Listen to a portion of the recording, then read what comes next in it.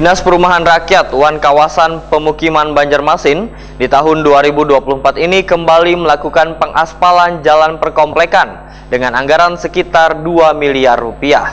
Jumlah jalan komplek perumahan yang dilakukan pengaspalan di tahun 2024 ini lebih sedikit bila dibandingkan tahun sebelumnya dikarenakan adanya refocusing atau pergeseran anggaran.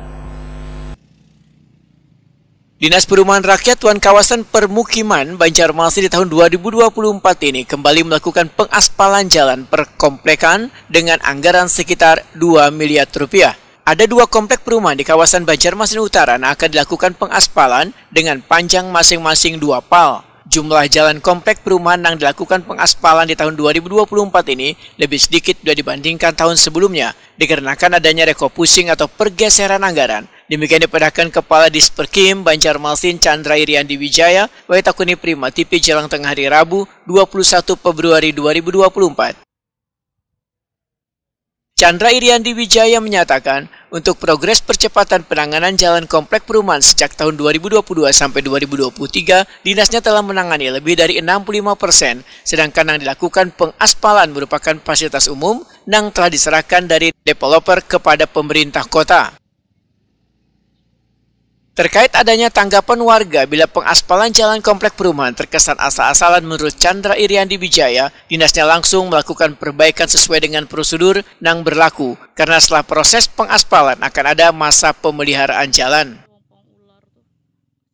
Untuk progres percepatan penanganan jalan komplek perumahan, seperti kita ketahui di dalam 2 tahun belakangan ini, mulai tahun 2022 sampai 2023 itu Dinas Perkim sudah menangani hampir 65% dari jalan komplek perumahan yang maksudnya sudah diserahkan ke masing-masing. Sebenarnya tahun ini kan kita melakukan kegiatan lagi nih, tapi karena ada refocusing anggaran sehingga ada beberapa yang memang dapat kita jadi terundurlah ke 2025.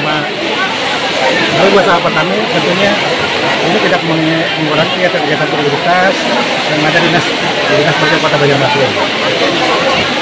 Tahun ini ada nggak Pak? Tahun ini berkurang tadi lah. Berkurang. Berapa Pak jadinya Pak? Berapa? Jadi kan karena ada refocusing, saat ini kan sudah ada